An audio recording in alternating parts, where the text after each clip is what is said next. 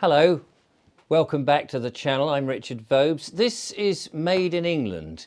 Yes, it's still a Board Explorer and all of that you've come to know and love, hopefully. But over the autumn and the winter months this year, I thought I'd do something a little bit different. You know, I've got this quest for England, and I thought it would be quite fun to keep that going, but in a more defined way. So I'm looking at things that were made in England. All sorts of stuff, from bits and pieces that are manufactured in there, bits of stuff like food and drink and crockery and all that kind of malarkey, and also plays, theatre, films, architecture, plants, the whole thing. Things that were made in England, part of England and Englishness, that trying to find what is that quintessential English that I'm searching for. It's a personal journey, and everybody will have a completely different opinion on what is considered to be English. And I'm an Englishman, and I love my country, as you probably know if you've watched these things, and we've done walks and all that kind of stuff. And now I want to focus on this slightly different slant about it. And as we go along with this, I thought I'd start by looking at things that when I was younger, I was very into, and that was films. Now, I've never done a film review. I think I did one on a recent film called Dunkirk a few years ago, but that's about it. I'm not a film critic, and I'm not terribly knowledgeable about existing films. I like the production of films and cinematography and that side of things, but I'm no expert. So although I'm going to talk about films which I have enjoyed or have influenced me or I've thought particularly English in the next few videos, don't consider me a hoi polloi expert who knows everything. You'll probably know the films I suggest even better than I do, and you may be a lot more clued up on the production, the actors, and all of this. I'm really talking at this like it's a bit like a reaction video. You know, those where people watch something perhaps for the first time, or they're just reacting, or they're giving their views. And there's certain films, key films, which for me speak to me about Englishness. Now, this film, the film that we're talking about now, This Happy Breed, which was released in 1944, I think I may have seen this many, many years ago, but I barely recognise it. And because it was a sort of a, I don't know, kind of kitchen sink drama, the life of a family in between the two wars, the First World War and the Second World War, in my younger years, I probably never gave it that much attention. A friend of mine sent me a version of it to have a look at because he knew that I was into these sort of old-fashioned English type of films. And I watched it the other day and I thought, do you know what? There is something about this film that is quintessential English and says to me some of the roots that I'm doing. As I say, it's set in a house, the whole film. Now, many people will know this film, of course, and there may be some people who don't, and if you don't, perhaps this isn't going to resonate with you in any way at all, but I would certainly recommend, if you get the chance, to see it. And I don't know whether it's publicly available or whether you've got to buy a DVD or whatever, or you can know a friend who can lend you a copy and you can watch it, etc. But the thing about it was, it's set mostly in a house, in a house I imagine that was built at the turn of the century, 1900s, and it's rented out to the Gibbons family, and it's a terraced house in a row of terraced houses. It must have 4 or 5 bedrooms because the whole family is in there, and even the wife's mother is in there, and it's about what goes on in that sort of close-knit family between the wars in London. And there's just something about the language, the set, the costumes, the paraphernalia, and of course the interplay between the characters as events go through this 20-year period, which is very fascinating. It speaks to me particularly because there's something about the late 30s up until the 1940s that really resonates. And as you can see, I'm sitting in my kitchen, which is very much like a 1930s, 40s retrospect look at the kitchen. It's something about that simple, basic way of life before the modern era came in that really speaks to me about what England was. And in many ways, England for me changed dramatically after the Second World War. Even though I was born in the 60s, and the 60s, 70s, 80s, they're sort of my formative years, and yet I still hark back and look back at an England that I don't know, must have come through with my parents. Now, I don't know whether any of that makes any sense to you. Maybe it does and maybe it doesn't. So let me just tell you a few basic, simple things. I've made some notes, so I hope you don't mind me talking about my notes and looking down at my bit of paper here. As I say, many of you will know this film intimately or have seen it once or twice or maybe never seen it. So This Happy Breed was a stage play by Noel Coward originally, and it was adapted for the screen. There seemed to be a number of plays, I suppose, in those days where they were being adapted to make into a film. And during the war, of course, when this was released in 1944, towards the end of the war, a lot of people needed something, I suppose, quite positive to keep the country together. And a lot of films were made with that propaganda going forward. Now, I don't know whether that was the case in this film because it was originally a stage play. But Noel Coward wanted to play the lead role, which he had played in the stage play, but it was the actual screen play was written not only by Noel Coward, but also with David Lean, who ended up directing it. Well, he was there to direct it. And of course, David Lean, massive figure in the film direction industry. And Ronald Neame, who also was a director and a really good cinematographer. And so you had these three incredible, brilliant playwright like Noel Coward, you had a fantastic director and an amazing cinematographer back in the early days of their career, really, coming out with something rather special, and this was the result.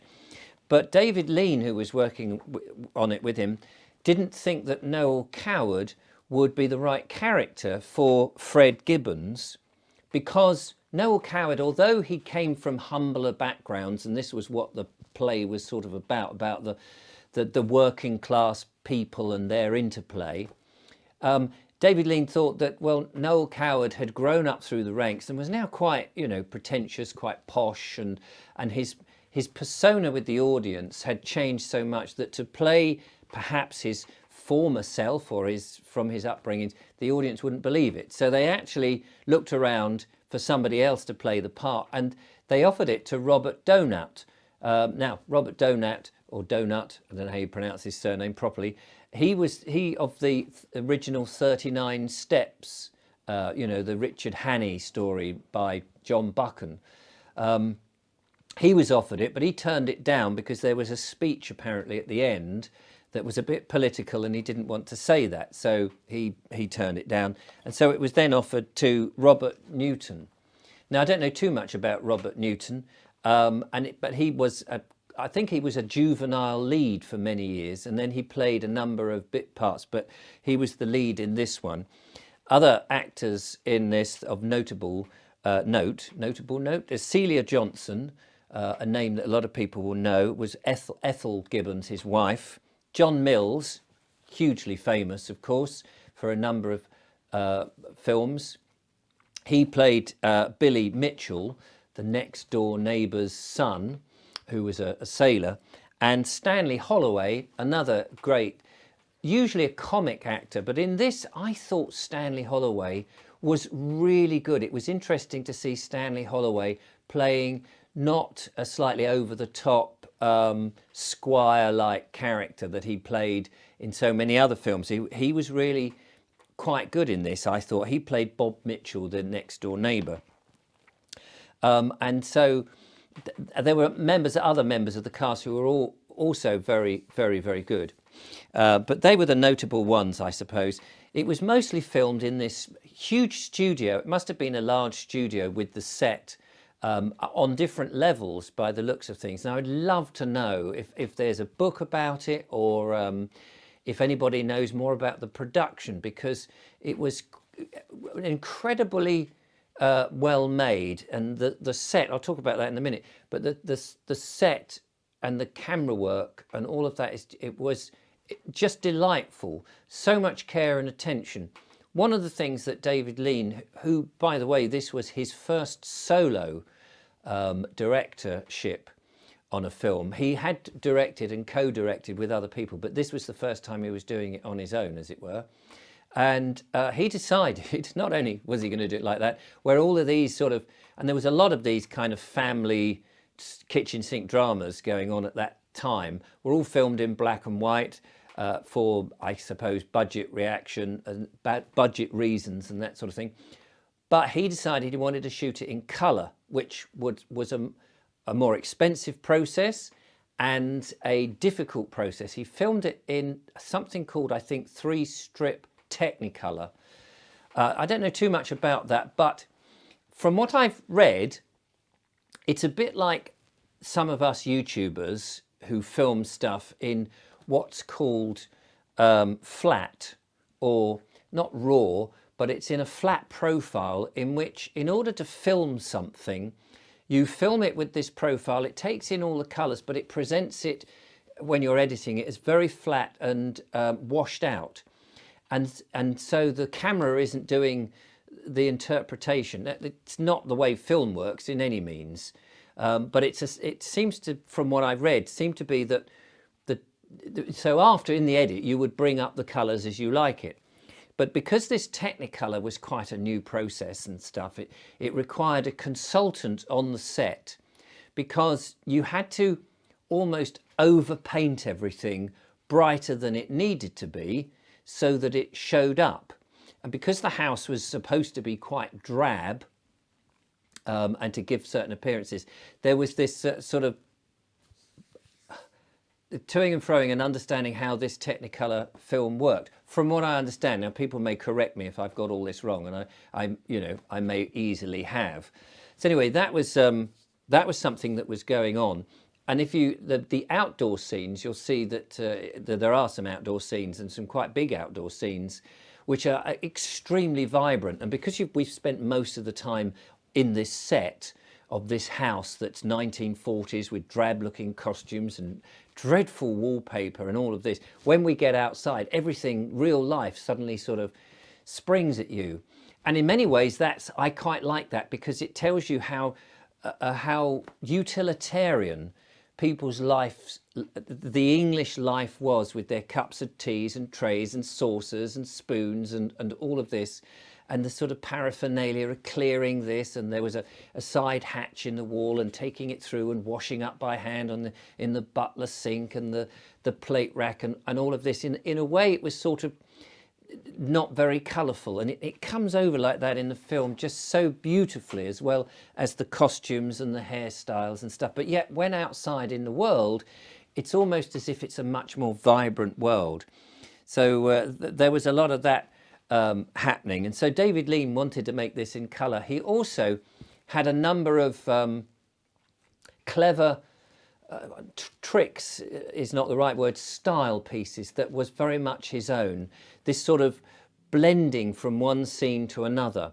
All the way through the film, at certain points when it came to an end and time was passing, the camera would track back and it would dissolve from a tableau scene, which might feel a bit dated now, but at the time I imagine that was quite dramatic. There were some other sequences in there when certain things happen that hadn't been done before. He was very much a pioneer of his art. And I don't want to give anything away too much about the plot or those sort of things, because if people haven't seen the film, then, you know, I don't want to give spoilers, as they say. So I'm not really going to talk about any of that. Apparently this film was the most successful released film of that year in 1944. So presumably it was made and shot during the war in these studios in Uxbridge, with some locations. But I feel that some of the locations, they dealt with the death of the king at the time, and just as it's poignant actually watching it now, because we had seen on our television screens the lying in state with the Queen on the plinth and all of that, and people filing past. And it's so bizarre, really, in a way, to watch that today, watching the death of the king back then, and the same thing. Now, I feel it had to have been a set rather than on location, but it was it might have been on location. It's very difficult to tell sometimes when you're looking, because the attention to detail was so great, and the sort of the style and the colours make it a little bit larger than life, if you like, but absolutely fascinating. So that was really good. So that's kind of the technical side of things. I've spoken a little bit about the set being this, I mean, and the set was so much, and the house was so much a character of this as domestic events play out. There isn't sort of like a big plot where there's a big finish, you know, where it's all heading towards one finish. It's not that. And in very much I remember reading a terrific book by Norman Collins called London Belongs to Me. And although there is a sort of more of a big finish in that, it's very much that it's this saga of domestic world of people catching the number 32 bus and buying bus tickets and the paraphernalia of, and now of course these were written at the time when this was normal life, but looking back from the distance of time now, some 40 odd years, 80 years, I beg your pardon, 80 years, looking back at this, the detail and as I say, the paraphernalia of ordinary life with bus tickets and I mean, there are sequences in which Ethel, the wife, is ironing, for example, and you're reminded that they used to have these old plugs that would plug into the light socket on a lead, and you'd be ironing like this with the lead above, which I can tell you, as somebody who does iron occasionally my shirts, it's so much better than having the lead going across like that. It's much better it coming down because it doesn't get in the way when you're ironing. It's also interesting because technology is coming in, but it's not really pointed at. But so there's a sequence where the gas lights back in the sort of early 20s is being turned down, and you get that feeling of the light coming down. But it's not really pointed at, of course. And then later on, they've got electric lights and they're turning on, you know, where is the light switch? It's by the door, click, you know, and so technology has come in, and of course to us now we look at it and think, blimey, that looks very primitive, doesn't it? But it was all new. There's a sequence where what's this? The father, Frank Gibbons, is playing with, I think it's a crystal set radio, a wireless set, crystal, which I think it was called the Cat's Whisker, and he's trying to tune into the radio with headphones on and listen to what's going on. And it's amazing, you know, those sort of things, I think from a historical point of view is just fascinating to watch. And then later on they've got a wireless with valves, and I can't remember if it's, oh yes, there's a point where they're listening. I can't remember now at which point it comes in. It may be the big announcement that the king had died or was in the process of dying, and they're all gathered round, and the announcer is saying there's going to be some terrible news we're going to announce about the king shortly. And again, the juxtaposition of that to what we have just lived through here in England is quite eerie, really. I think in many ways. So that was fascinating. What else would I want to talk about? The set, the props, the costumes, and the technology. The other thing about the characters, of course, we see these films, and in some ways they seem incredibly unrealistic because of the slightly clipped accents. And I was talking to Julia about this, the lovely Julia, and I was saying it's amazing. Back in those days, they seemed to, instead of having an economy of language and saying quite simply things, they would use more words, if I can put it like that, than was absolutely really necessary. So conversations would be, you know, something like, oh, look at the weather, I think it's going to rain. Do you really think it's going to rain? Yes, I think it's going to rain. I might have to get the umbrella. Oh yes, you might need the umbrella. Of course, if it doesn't rain, you'll be carrying the umbrella unnecessarily. Well, there is that, of course, but I don't mind. Sometimes I carry the umbrella unnecessarily just in case it rains. And the conversation sort of goes on this sort of clipped, almost repetitive, filling in space. And I was wondering if that was real. And of course, people went to the cinema and would see this, and there would be a certain amount of can't even say the word now, dramatization of things, and things would be, somewhat a bit over the top and exaggerated, of course, because you're trying to keep the interest going.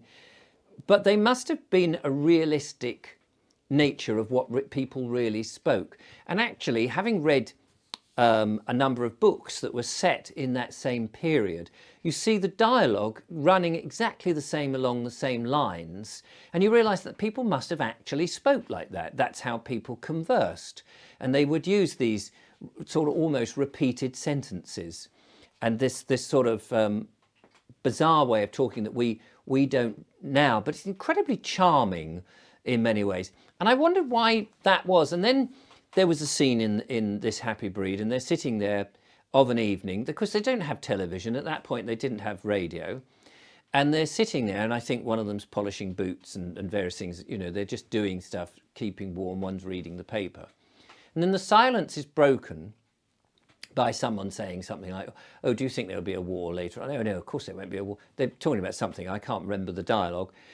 And this sort of, this filling the air with conversation on, do you really think so? Well, I'm not sure about that. Well, you might not think about that. Well, if that's all you're going to say about, there's nothing to talk about. And there was all this sort of filling, and I thought, well, maybe people did feel the necessary to keep talking in that way because they didn't have anything else to do. I don't know. I may be speculating a bit too much there. So the acting and all that. And finally, really, I wanted to just mention the camera work. Ronald Neame as the cinematographer with David Lean's direction. There's just something rather magical and superb about the settings.